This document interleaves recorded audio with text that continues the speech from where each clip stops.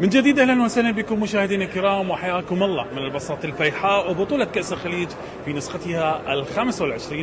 يلا ويانا. كيف كان الترحيب بالضيوف؟ كيف كان يعني الاجواء؟ كيف تعاملتوا معهم؟ والله الضيوف ان شاء الله تعامل مهم كله زين هنا بالفندق الشراتون ان شاء الله، وقاعد نسوي لهم خدمه يعني الوفود الخليجيه ونرحب بهم بالبصره، بصره الخير، وان شاء الله هي فرح للعراقيين كلهم وللبصره خاصه. خليجي 25 ان شاء الله خير على العراق ان شاء الله، والخليجيين قاعد يجون هنا قاعد يشوفون بالفندق وبكل مكان، كل الخليجيين قاعد يجون هواي بكثره يعني. حياكم الله واهلا وسهلا بكم بالعراق. عمرك الله يسلمك. اهلا وسهلا بكم بلدكم الثاني العراق. انا سعيد وفخور اني موجود مره ثالثه ورابعه في البصره، وهالمره غير عن كل المرات اللي كنت اجي. المرات اللي كنت اجي كنت معصب ومتنرفز وان عندنا ملف لازم نوصله الى اعلى مستوى، لكن اليوم انا جاي وانا مرتاح وسعيد، وانت تشوف ابتسامتي. لكن لو البارحه كنت معانا شفت الابتسامات للجمهور البصراوي الكريم اللي واقف عند الخيمه، خيمه 25.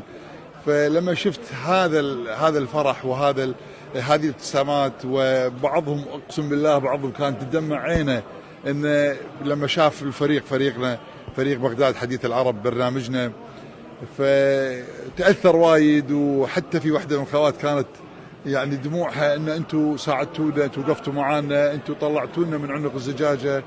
وهذا فخر يعني ما بعده فخر الصراحة، لما شفت كل هذا التصور وهذه الصورة الجميلة المعبرة ومحبة الشعب العراقي البصراوي لنا والتصوير وإلى آخره، أثلج صدورنا وأن بالفعل رفعنا عن كاهلنا حمل أمانة المجلس وحمل أمانة الشعب العراقي. احنا طبعا كنا نلاحظك على مواقع التواصل الاجتماعي من بداية خروجك من البيت لحين وصولك للعراق. كيف كانت الأجواء؟ كيف كان الطريق؟ والله للأمانة يعني أول شيء أنا وعدت الجمهور العراقي والكويتي بأنه في حال تطبيق الملف الخليجي في البصرة وموافقة لجنة الاتحاد الخليجي، وعدت بأنه إذا صارت البطولة في البصرة أنا راح أطلع من بيتنا من الجابرية إلى صفوان.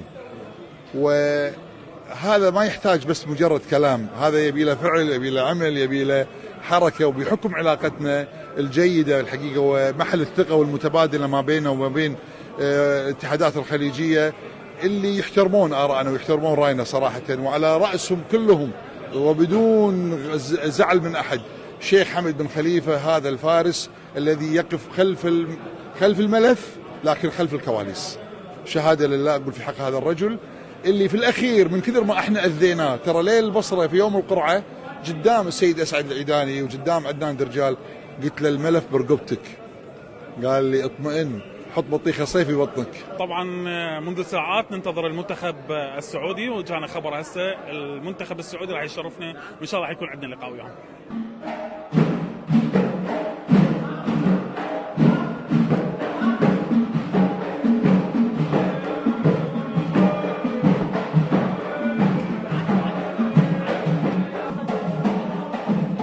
هنا لحظة وصول المنتخب السعودي وهو يتقدم.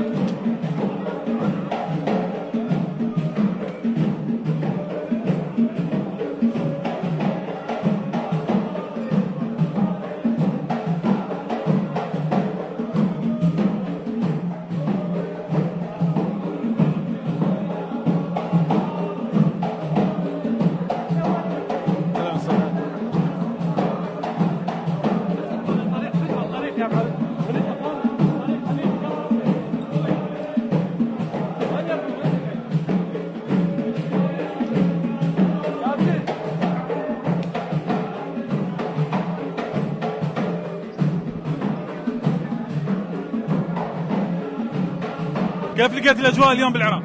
والله أنا من زمان موجود هنا، الأجواء جدا طيبة وجدا جميلة بحفاوة إخواننا العراقيين، يعني ما غريب صراحة. اليوم تشرفنا المنتخب السعودي بحصوله اليوم، والله يعطيهم العافية إن شاء الله وفالهم الذهب يا رب.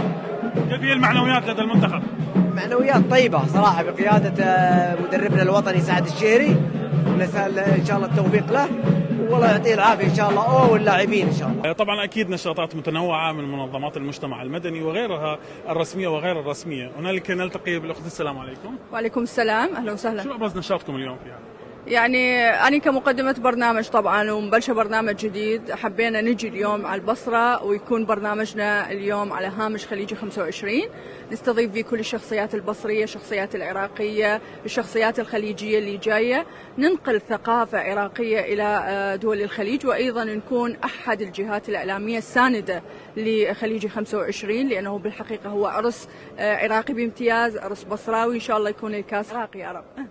كل دولة هي لها شيلاتها وكل دولة لها تشجيعها. شوف العماني يفترق عن السعودي، السعودي يفترق عن الكويتي وعلى القطري والعراقي، يعني كل دولة لها دزاينها بالتشجيع، والحمد لله والشكر حتكون بطولة متميزة. وهاي البطولة اعتبرها بطولة المشجعين العراقيين، كل ملعب هو راح يشجع العراق، انت مو تختصر على مهدي، لان اليوم انت 65,000 راح يصيح الملعب يا عراق، يعني مو فد مهدي. يعني الحمد لله والشكر حتكون بطولة متميزة. البطولة هاي 25 وبطولة بحد ذاتها هي بطولة خليجية. 8 فرق اللي راح تشارك بهاي البطولة هي عندها حظوظ، يعني حتى فريق اليمني هو قائمة حظوظه. ليش؟ لأن فاز في بطولة غرب آسيا الأخيرة اللي صارت بالسعودية. الأجواء جدا حلوة، أنا كنت أنتظرها بشغف وجيتها من خلينا نقول بداية الإعلاميين اللي وصلوا. الحين صار لي تقريبا من ما كمل الأسبوع قبل الناس كلهم جيت أكتشف البصرة وأهل البصرة، تفاجأت بكرمهم وضيافتهم. شعب فعلا يستحق هذا الدعم، وإن شاء الله وياهم لين آخر البطولة بإذن الله. شنو الأماكن اللي رحت لها؟ وين رحت؟ وين زرت البصرة؟ والله شوف، زرنا كل مكان، ما الجماعة اللي ويانا ما قصروا، أخذونا الأسواق، الأماكن. طبعا الأماكن التراثية لحد الحين ما زرناها حكم بداية أشغالنا، فإن شاء الله جاي هالدور إن شاء الله، رايحين إن شاء الله. وصلنا لختام جولتنا لهذا اليوم، أكيد راح تكون عندنا جولات أخرى وبطولة كأس الخليج، فكونوا معنا.